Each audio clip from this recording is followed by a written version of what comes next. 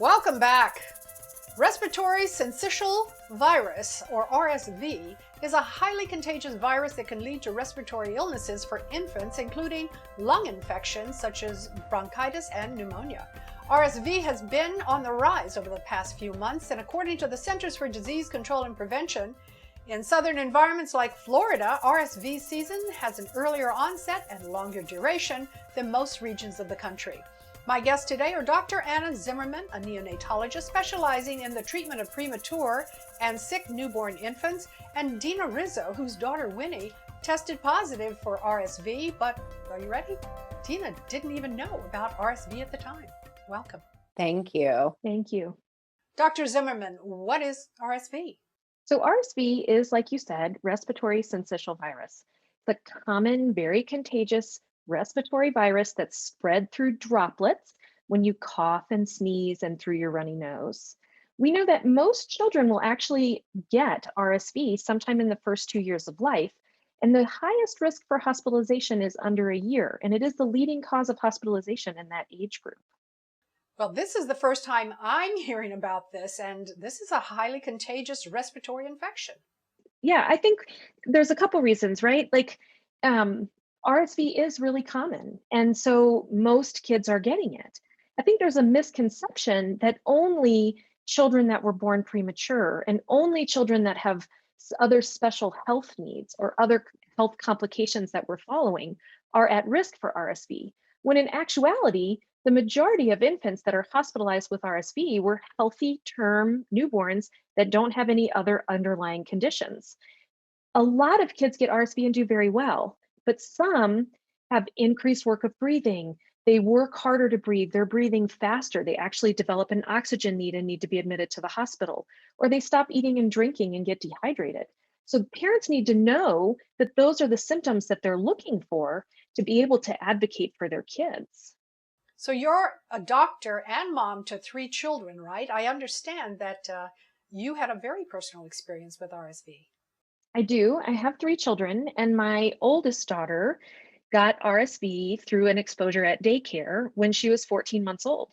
She was previously healthy. The first couple days, she just had a runny nose. I wasn't really worried. And then, as is a typical course, she got worse on day 4 and 5. And she had all of those things I just mentioned, the respiratory rate being really high, breathing fast, panting. I could see her ribs. She wouldn't eat. She wasn't drinking. And she landed herself in the hospital for a little bit of time and then on oxygen at home afterwards. And she was, she shows that statistic of a healthy child that gets RSV and has complications. Wow. Dina, your daughter, Winnie, was diagnosed with RSV. Tell us about your experience. Yes. Well, again, another healthy statistic. She was born healthy and a full-term baby. And when she was about 10 days old, I noticed some not typical symptoms she was having, a little bit of wheezing and some discolored mucus. I took her to the pediatrician, and the first question the pediatrician asked me was if there was another child in the home that went to school. And the answer was yes. So she immediately gave her an RSV test, and the test came back positive, and the mood in the room completely changed. And I immediately burst into tears, but it wasn't because of the RSV diagnosis that I burst into tears. It was that I had never even heard of RSV in my life. It was just not something that was ever talked about, or I was never warned about it. So it was such a scary experience, and I really felt helpless.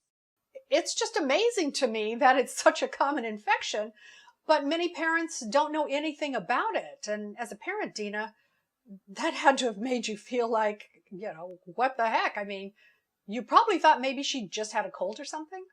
Yeah. I mean, I really, I think as a parent or as a caregiver or anyone in a family, you have instincts. And I would just tell people personally, I feel don't wait. If you feel that something is off, go see the pediatrician. It's better to get a non-diagnosis than to be late on the game. And, go to rallyagainstrsv.com. I wish that existed when I was going through it. It has personal stories. It has fact-based information. You're going to learn a ton from rallyagainstrsv.com. And this is how we inform people. This is how we educate people. This is how we spread the word. This is how it becomes not scary. I hear that. Dr. Zimmermann, what can we do to protect our infants from RSV? And we know how it's treated, but how is it tested? Yeah, so I think there's really two things that we can do to protect our infants. The first is just to have really good education and awareness, and that's what rallyagainstrsv.com is for, and that's what this RSV Awareness Month is all about. The second thing are really practical tips for how to limit your child's exposure to those droplets that are spreading the virus. Really good hand washing is going to help protect your baby.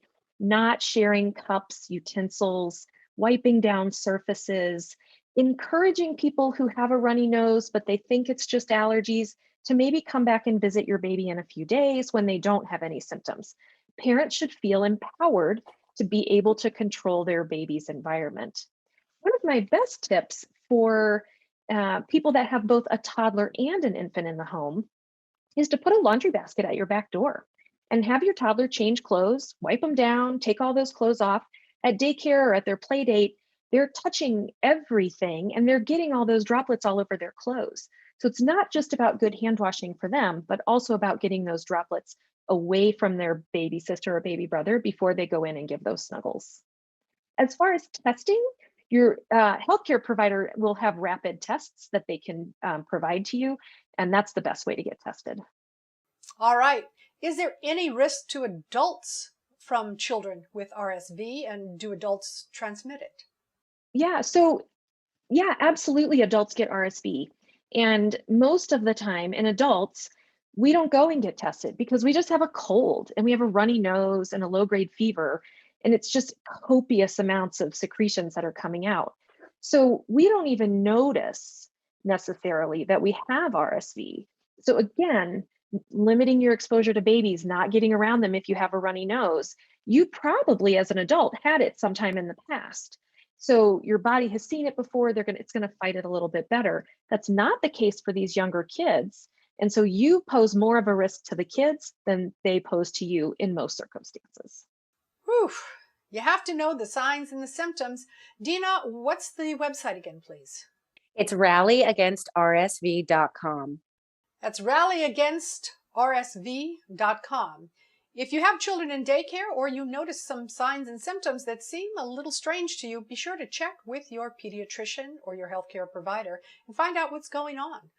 Dr. Anna Zimmermann and Dina Rizzo, thank you so much for joining me today. Thank you. Thank you for having us.